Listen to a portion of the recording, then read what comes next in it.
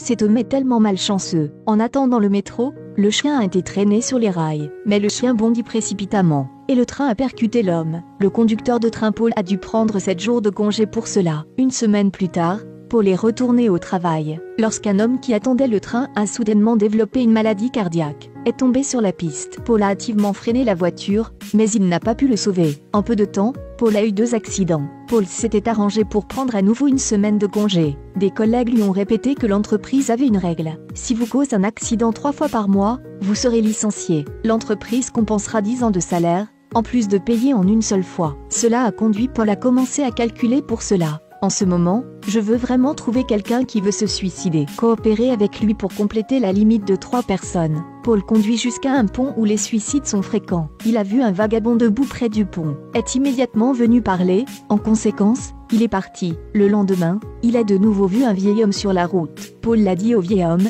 mais il a battu Paul avec un bâton. Paul retourna à la bibliothèque, voulant voir si quelqu'un lisait un livre sur la façon de se suicider. Le résultat est une perte de temps. Paul était un peu perdu, il a traversé le pont, a revu le clochard. Maintenant qu'il grimpait, Paul se précipita pour le tirer en arrière, puis a emmené Tommy boire un verre, lui demandant s'il était intéressé à se suicider en train. Si oui, je lui donnerai 1500 livres. Tommy a dit: comment puis-je utiliser l'argent si je suis mort? Paul a expliqué que ce plan commencera la semaine prochaine. Je paierai d'avance, Tommy peut profiter de cette semaine. Mais Tommy n'était pas intéressé. Paul lui a dit d'aller faire ce qu'il voulait. Tommy a dit qu'il a toujours voulu nager avec les baleines blanches. Mais ce souhait n'est pas très réaliste. Donc Tommy veut rentrer chez lui, il n'est pas revenu depuis 8 ans. Je veux profiter de ces 2 jours pour dire au revoir à ma famille. Le lendemain, Tommy a pris de l'argent à Paul pour acheter un costume. Même louer une voiture, regardant toute la personne de bonne humeur. Pour éviter que Tommy ne s'enfuit, Paul a également suivi. Mais Tommy est entré par effraction dans une maison. Il a pressé du gel douche sur la femme endormie. Elle a touché cette chose blanche et collante, tourné pour battre le mari à côté de lui,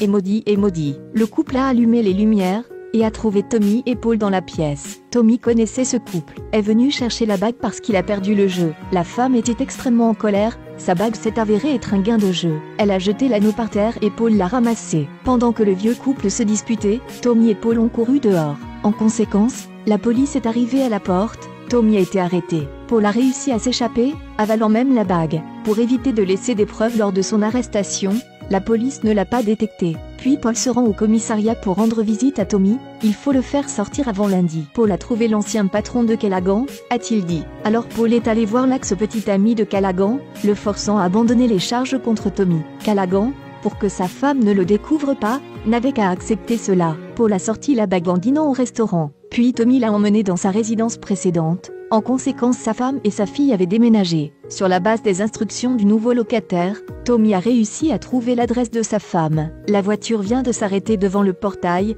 la femme a jeté la vaisselle. La femme ne le respectait pas du tout, et quand sa fille est revenue voir son père, elle est également partie en colère. Il est parti pendant 8 ans, et a laissé derrière lui une grande dette. Puis apparaît soudainement pour qu'il n'accepte pas, a demandé à Tommy de disparaître de lui-même, de vivre comme avant. Heureusement, autrefois membre de la famille, sa femme lui faisait encore du thé. Mais elle ne lui pardonnera pas de ne pas lui avoir dit au revoir. Je ne laisserai plus ma fille se blesser. Puis les deux ont parlé de leur fille. Tommy a également rendu la bague à sa femme. Paul est allé à l'hôtel d'à côté pour lire un livre.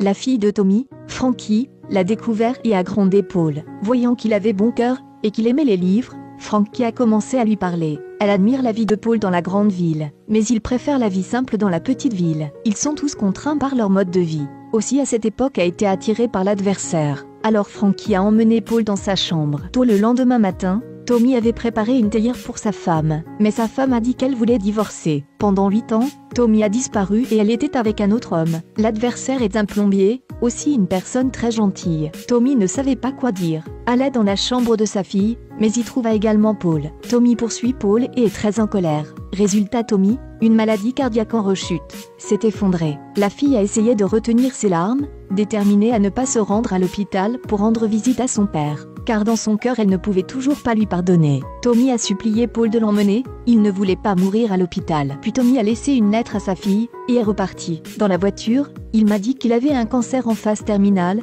que son état empirait de plus en plus. Mais il espère que le moment de la mort sera sa décision, donc convenu de ce plan avec Paul. Après 2 jours ensemble, Paul a décidé d'abandonner ce plan. Tommy est juste un vieil homme étrange pour lui. Et maintenant, il est comme un ami pour toi. Deux personnes seules s'entraident, Tommy veut donner un coup de main à Paul. Il y a eu de nombreuses fois où il s'est tenu sur le pont pour se suicider. Plus tard, à cause de la faiblesse, il a choisi d'abandonner. Il supplia Paul de l'aider. Frank qui a sorti la lettre que son père avait écrite, dont la lettre que Tommy a dit à sa fille. Je ne m'attends pas à ce que tu comprennes pourquoi je dois faire ça. Parce que le père lui-même ne comprenait pas. Mais quoi qu'il en soit, le mal que le père a fait à l'enfant n'était pas intentionnel. Prends bien soin de ta mère, c'est une bonne personne. J'espère aussi qu'elle et l'autre seront heureuses. Ce petit bonheur qu'elle mérite. Je ne suis pas un bon père, mais je t'aime pour toujours. Paul est allé travailler, lui ont dit des collègues. Cette règle n'est qu'une blague, j'espère que Paul ne la prend pas pour de vrai. Paul vit que c'était devenu une blague pour eux, il entra tranquillement dans le cockpit du navire. Mais cette fois,